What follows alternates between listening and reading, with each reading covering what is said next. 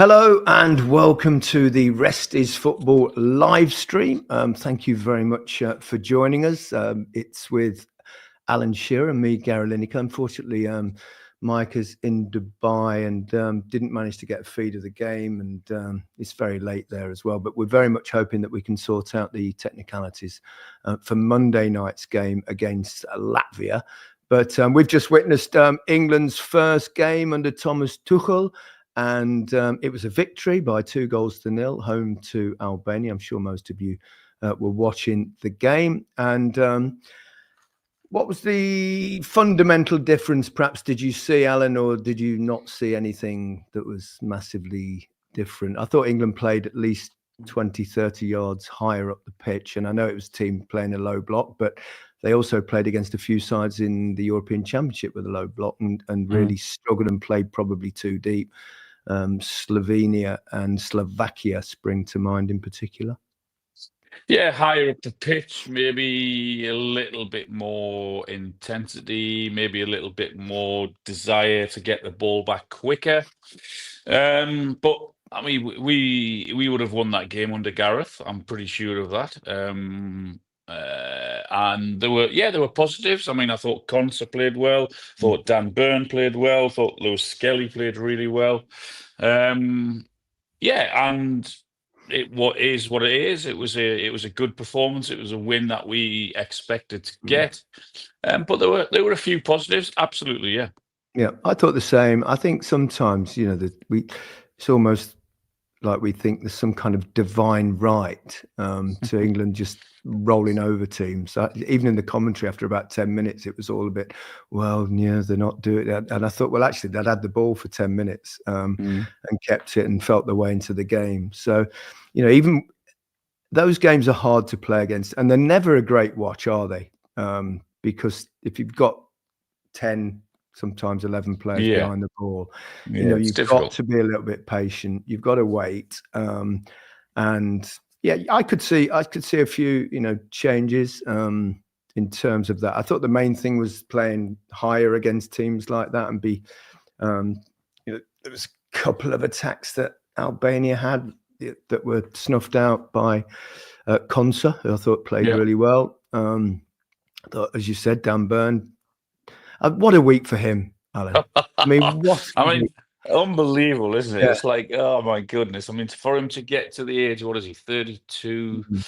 For him to have this week to score in the Carabao Cup final, to win the Carabao Cup, to then to get to be called up for England, and then to make your debut, and then to have a really good game, keep a clean sheet. I mean, this week, this week from March, what is it now? 21st of March. What is it? 6 days ago. So 15th till the 21st of March forever should be called Big Dan Burn week forever now, shouldn't it? Because it's like Burns night. Burns night. My goodness, Burns night. Yeah, Big Dan Burns night. Yeah, he nearly had a goal as well. He nearly had a goal. A good save. I was talking to a couple of pals tonight. I'm saying, because if you remember, I said to him last week, you might as well retire. And he said, "What if I scored for England?" And that very nearly happened, didn't it? So. What a week! It doesn't get any better for him than the last sort of 7 or 8 days that he's had. He must think he's in absolute dreamland. And as I said, he's such a nice guy that he deserves everything. And what we've all said about him for the last few days is been great for him and for his family. And if there's one guy who deserves it in football because of where he started to where he is now, it's him. I saw a letter that his father wrote to him from the final a couple of years before, when they lost, of course, saying how, and it was really quite a moving letter. So, and then 2 years on, he scores in the Carabao Cup final and then makes his debut for England. It's a really beautiful story. You're sending in lots of your views. We are seeing them. They're going through quite quickly, and we'll certainly answer them as we go through. We'll probably have our view on certain things first and then answer a few of your questions, but thank you, keep sending them in. Alan, we must talk about Miles Lewis Skelly because 18 years old, he's got a big future. I mean, Massive, he's huge. confident. He knows he knows how good he is. I think it's the kind of attitude I think you need at this level. You've got to believe in yourself. It's really, really important. And to to score a goal, the youngest debutant ever, I think, for England to score. Yeah, amazing. Yeah. What I mean, yeah, what a career he's got ahead of him. I love his attitude. He's got a bit of arrogance about him. He's got a strut about him. He's got this look about him where he feels as if he's like, I don't know, he's already made it at the top level. And I love the attitude, and I love everything about him that he's bringing to his early part of his career, and he's only going to get better. And for Thomas Tuchel to look at him at such an early age, for him to put him in at such an early age, then already he's making points to people that need to be seen. Is that, yeah? I think he's classy. He's tough. He's hard. He's got a nasty side to him, and I love that. I love someone who's got the arrogance about him. You can just, just the way he handles himself and the way he is and his attitude and everything. I love everything about him already. Yeah, I totally concur with that. And I think perhaps one of the signs, a slight difference between the teams that England played previously under Gareth Southgate, was if you take his goal, for example, he was really high there. And I don't think we saw that in the Euros, certainly. I think we've seen it in previous tournaments. But it was interesting what Thomas Tuchel said, wasn't it, in his one of his press conferences, talking about how England played in the Euros, that he, I thought he was quite open and quite honest about that. I was a bit surprised to hear it. Me too. Yeah, I mean, I think he basically saying what most of us thought. But I think overall that Tuchel will play higher, and I mean the way he talked about it, higher up the game, press a little bit more, and I thought that the example was that first goal, that he was up there really high, only just onside, and we must mention that was absolutely brilliant bit of play from Jude Bellingham. Oh yeah, what a pass! Mean, what a pass! Yeah, what a ball! Yeah. I totally agree. I loved everything that Thomas Tuchel had said. Slightly surprised because he sort of put Gareth away a little bit, didn't he? In terms of they were wanting to stay in the tournament rather than have the belief to go on and win it, or scared to be knocked out. I mean, that's in different words. It's what we were probably saying during the tournament, wasn't it? Where we got a lot of us got criticised for saying that, but I liked how forthright he was, how honest he was. But look, we all know that you can say whatever you want and be as positive as you want, and the difficult thing now is for us is because there's going to be so many games like this evening, like Albania, like Latvia, like we play on Monday, and like the rest of the qualifying games, and even in the World Cup in 18 months' time, the first 3-4 games are probably going to be like that as well because of the number of extra teams or countries that are in the World Cup. And we're probably not going to see what we're made of until probably 3 weeks into the tournament, but that's fine. That gives him a little bit more time to suss all his players out, to work out who and what he's got and where England are, and look at different attitudes and what have you, and who he can, because that squad that he's picked there'll be there'll be 6 or 7, 8 changes in between now and when he picks his team or squad for the World Cup, I should say. So, but yeah, it's a really positive start for him because that is vitally important. Clean sheet, didn't really look like conceding. 1 or 2 positives for him to take away, what he wants to work on and build on. I think for him to get his point across and for everyone to believe in who and what he is, because despite his success, he's still got to go into a dressing room with massive egos. And this is who I am. This is what I want. And it's how he sort of delivers that. And when you get the results, that sort of backs up who and what you are. Absolutely. I think that you can't.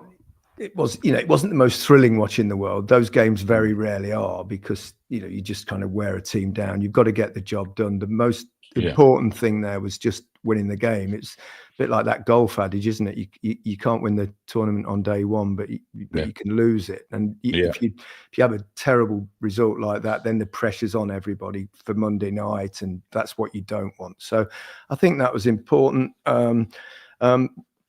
Assessing a few of the players' performances, Bellingham's always he's wonderful. He's just a very class act. He's very good at football. It's Jude Bellingham. Class act. And he was. Harry Kane, of course, got his goal. Nearly had two. That incredible clearance from. Yeah. You could see Harry's face. He was going, "Where the hell did that foot come from to block that and over the bar?" But he got his goal. He's now at 70 goals, Alan, for England. Brilliant. And I think he's the first player now in history to score in his first appearance for whoever the England manager is. So, okay, yeah. Brilliant. So, no, he's look, he's what a finisher. I mean, his goal was typical. It was just typical of a class, fantastic goal scorer at any level. I mean, he will score goals at any level, and I've no doubt about that. Just the way his touch, the technique, the ability to wait, and just for that split second, and then to know when to get your shot away at the right time. That had all the hallmarks of a top class centre forward. We know he's just fantastic. So yeah. You scored in your first game for Bobby Robson, didn't you? France. I scored in my first for Graham Taylor as the England manager. Graham Taylor, and Bobby. So you couldn't have scored in the first one for Terry Venables, otherwise you'd have been in that stat. Yeah, that is very true. I only played for two England managers. Yeah. And I scored in the first appearance. What did I play? Who did I play? I played for Glenn Hoddle. I scored first one, I think. Did you? Yeah, but obviously I didn't play under Bobby with England. Obviously Newcastle. So Graham, Terry. Oh, it was Graham Taylor, the England game you played in. Of course it was. What am I talking about? Graham, Terry, Glenn, and Kevin Keegan. I can't remember. Yeah. I've got a question here from Clifford Esmiol 1V or IV, which might be 4 if it's Roman numerals. Serious question. After Harry Kane, who's next up? I presume it says at ST. It says at ST. Striker. I presume he means that, like, short for striker. Well, the under-21s played tonight. It sounds like an amazing game. They lost 5-3 to France, who've obviously got great youngsters as well. And Liam Delap did score one of the goals. I like him. I think he's, Harry's still going strong at the moment, but I think it was probably a deliberate ploy from Tuchel not to put him in the squad. I was slightly surprised, very surprised that Ollie Watkins wasn't in the squad. Whether injury or not, I don't know whether there's any reason for it, but but he's not. I think Delap will be a one that we say the squad will be different between now and 18 months' time.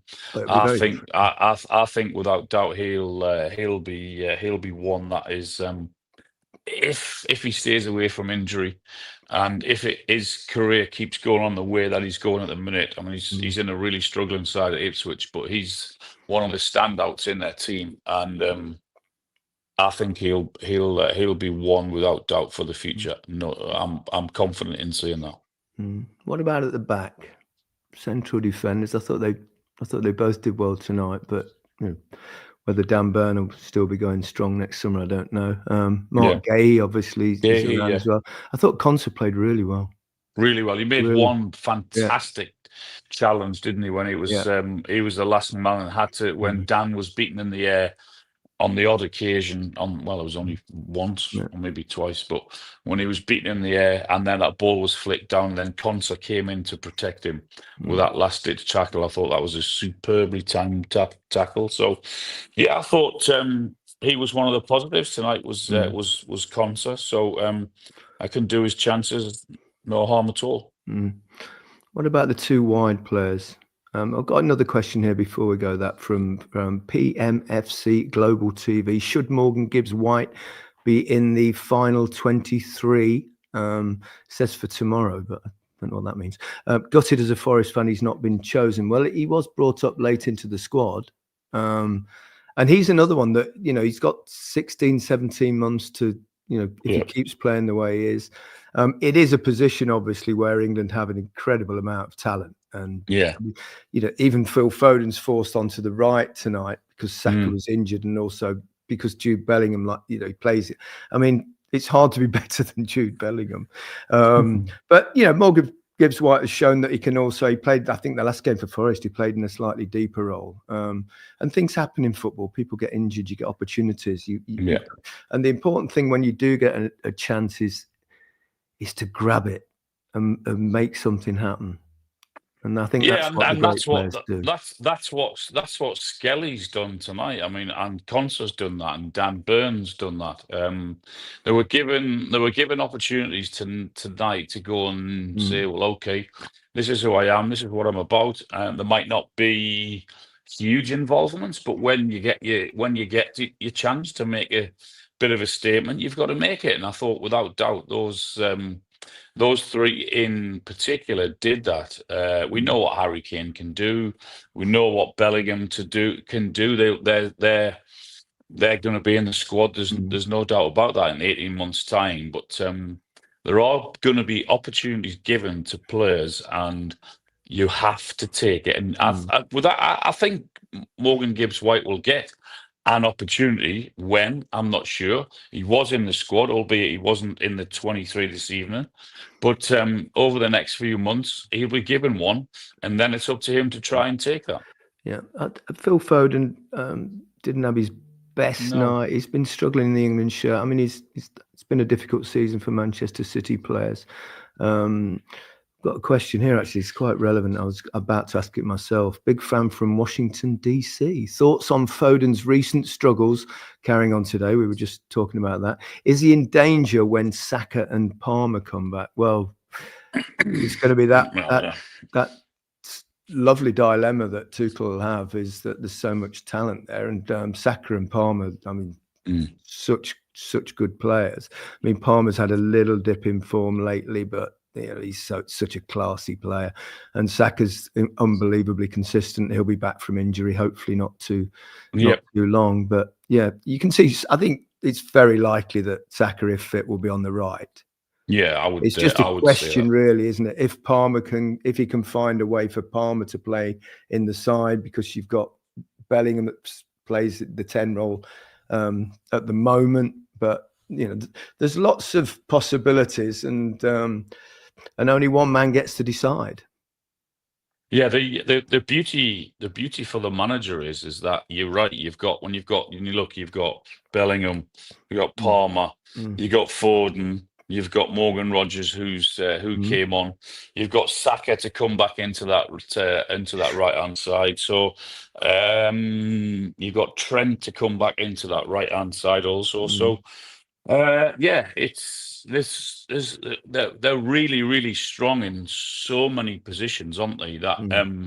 That's why I think it's so important that once you get your chance, and all of these guys will, as I said, Morgan Gibbs-White, that once you get it, you have to make an impression on the manager, because there's that many quality players. I mean, Foden, he didn't have that much involvement this evening. Didn't quite look that comfortable on that right hand side, but I mean, he's without doubt he's a quality player. Of course he is. Of course he is. Yeah. Question from Judo Nome.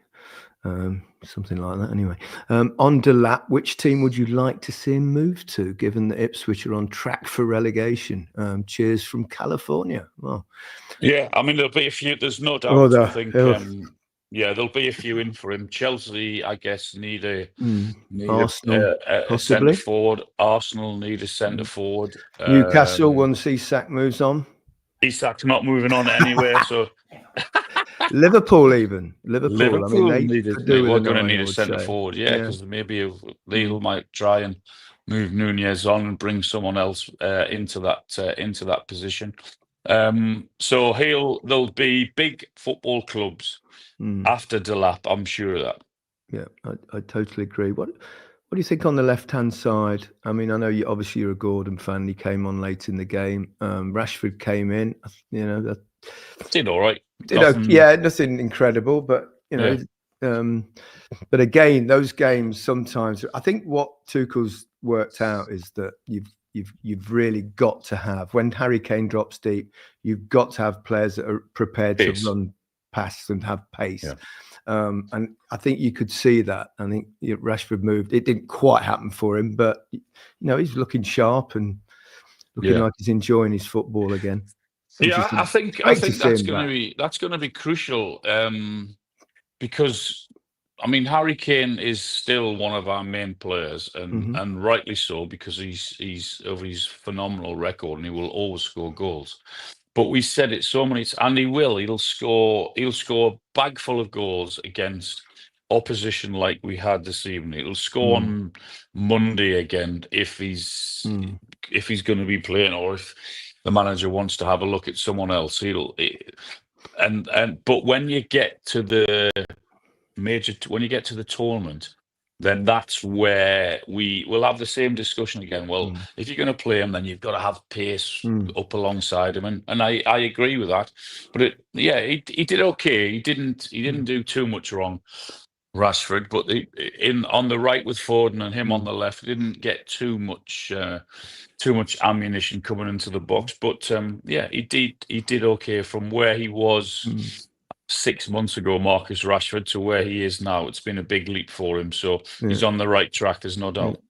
It's interesting that the players leaving Manchester United seem to be doing well everywhere. Scott McTominay, worth a mention actually for Scotland's win last night.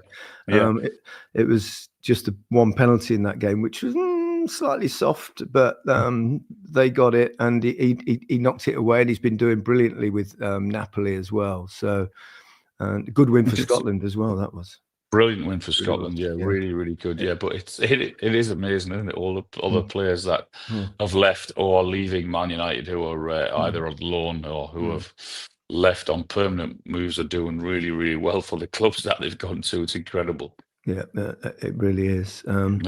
What do you think will be the central defensive partnership going forward? I mean, Gay's been brilliant when he's played. He might well play on. I still think in terms of personnel that's the one exactly one position where we sort of, I don't know, have to look at and have to improve. Dan Burn, he's 32. Is he going to be still playing the way he is in 18 months' time and ready to go to a tournament? I hope so. But I would look at that position and think that's the one position we've got to have other options going forward. Do you? Yeah, I think that's the one area, and it has been for a little while. And obviously, John Stones, he can't seem to stay fit. I mean, because he's a wonderful player back there. Harry Maguire's gone out of the picture a little bit, it seems. Dan Burns come in, who's, I would say, quite similar to Harry Maguire, dominates both boxes really well, might get you a goal. Probably a little bit slow on the turn, both of them. But I thought, Konsa, I thought he also did really well in the Euros when he stepped in. And I like Mark Gay a lot. Yeah, he did well, yeah. Interesting to see. Colwell's still very young. He's still a little bit raw, but he could improve.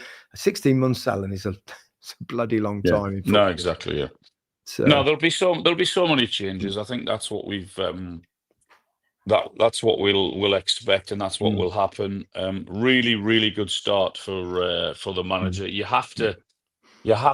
got to get the players to buy into who and what you are in the first few days. You've got to make an impression as a manager, both on and off the pitch. And it looks as if that just listening to the players, the way they've come across. I mean, you're never ever going to get any players say anything negative about the Of course manager, not. but you Yeah. can sort of. I think you can also tell. Like we've been around long enough that you know when players are bullshitting or whatever. But Yeah. I guess what I've heard over the last Mm. few days, the players have liked what they've seen in the Yeah. manager, and then it also helps him to go out and get a Mm. good result and a Yeah. decent performance against a team that we're always going to beat, but it was how we were Yeah. going to play against them and how we were going to Mm. break them down. That leads it perfectly into a question from OmniView. Love the pod, lads. Well, thank you very much. How would Yep. you suggest England can improve breaking down back 10 style play like Albania and maybe other weaker nations?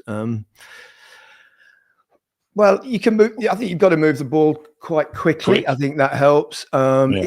But it is hard, and you've also got to stay patient. You can't like panic and start just lumping it into the box. Yeah. Try and get behind teams a little bit and get wide and get to the byline. I don't think they did that frequently tonight. But there I were a think couple of times that did happen.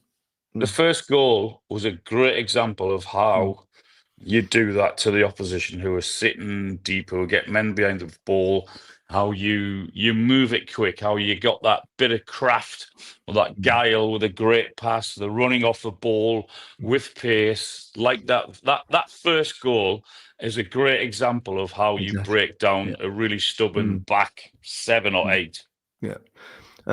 Curtis Jones, I like him in there. He's tidy. He's very technical. He wriggles Yeah. out of situations. He's very confident on the ball. Savas has said there, I'd like to see Wharton in the future. I think Yeah. he's also a possibility. Got to remember that Very good. Mainu's injured Yeah. at the moment. Did really well in the Yeah. Euros.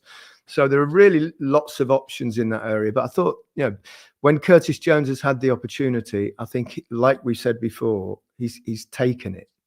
Yeah. And that's what you've got to continue to do, to try and force your manager's hands. But what a lovely position to be in generally for England with the amount of talent is available.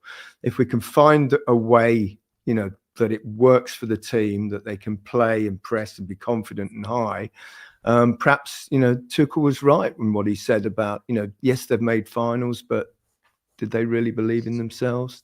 Were they scared to lose? I mean, it's hard to know what's in players' minds. That's what he's being brought in for, isn't it? I mean, we've got to finals, but we've just not had that little bit. I mean, small percentages, and that's what makes the difference between the top managers and getting to getting to finals. That's why this guy has been brought in, is to get us over the line. We've got to the finals. Now we haven't managed to do that.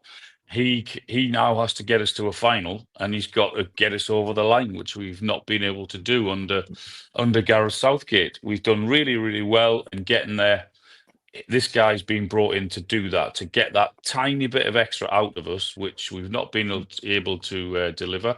And it's going to be bloody hard for him in the World Cup, is because of where it is and the opposition you're up against. But he knows that, and I think he's had a really good start. He's had a really good week. I think he's said all the right things. He's been really bold. He's been really positive. He's got a bit about him, and I like his start. I think he's had a good week. Absolutely. A question from Shezar. Yes. So, which English players were the best at adapting their playing styles between club and country? I think generally the better player you are, the easier it is to adapt, isn't it? From my experience, I think it's someone like Jude Bellingham. I mean, he's so good that it doesn't really matter, and it shouldn't make a difference really, because it's just playing football, isn't it? And to be honest, most of the games when you play in international football are against teams that are not as good as you play in, week out. So it's more that you've got to get rid of that concerns about, because we expect so much from our team internationally, and all other countries are the same, believe you me. I played in Spain and they're the same. In Italy, can you imagine, what they're like? So the expectation is high because we're a big footballing nation. And I think it's one of the key assets of any player. If he's going to get to the top, you need to be mentally strong. And that is the most important thing. And that's what this guy, because of his success, because of his history in winning what he's won, that's why he's been brought in to try and do that, and to try and get rid of that fear. And it was interesting listening to him, his interviews this week, as to saying about the belief and how England have got to get rid of that fear factor of, and he's right. I mean, he said he's worked with players from Brazil or Argentina, and the mentality of these players that he's worked with, he's got to try and get that into these England players now, and get rid of the fear of all of us saying we haven't won anything since '66, and we've got to this final or that final, we've failed to deliver. It's because of his mentality. That's what he's now got to get over to the squad, and to make sure we win something. Robbie James, are we convinced this is a World Cup winning team? You're getting ahead of yourself, Robbie. We're too early. Yeah. I mean, look, I've already said it, that it's going to be incredibly difficult, no matter what team, squad, whoever he picks, to go to America. Whether I know the vast majority of games are going to be played in there, but America, Mexico, and Canada, isn't it? With some of the conditions they're going to have to play in, and with better opposition, it'll be really, really tough, and it's a massive ask, a huge ask. Of course, it is. Always is. That's why I've not won it. To get that World Cup. Won it forever. It's difficult winning a World Cup. We know that. But that's a good place to finish, Alan. Just to let you know, we'll be back doing exactly the same thing after Monday night's game against Latvia. Thank you, all of you. Sorry we couldn't read out all your questions. We managed to get a few of you, but really chuffed that you joined us. Micah might be back by then as well, Addy. Yeah, I reckon he's on a night out. Me too, yeah. He's been caught in some nightclub somewhere. He just can't get out. He's with the Newcastle players. Yeah, probably is, yeah. Well, he was the other night, wasn't he? Because he was sending us voice notes with Kieran Trippier and one or two of the other players on a big night out. But they deserved it. They deserve it. You're still buzzing, aren't you? I can tell you're still like, Michael will do anything to get on to nick in on someone's party. One, he's just gate crashed the Newcastle party in Dubai. I don't blame him either. Okay, thanks, Alan. We'll chat again on Monday night, and thank you for joining us for this live stream. See you soon. Bye-bye. See you Monday. Thank you, everyone. Cheers. We should say goodbye from me.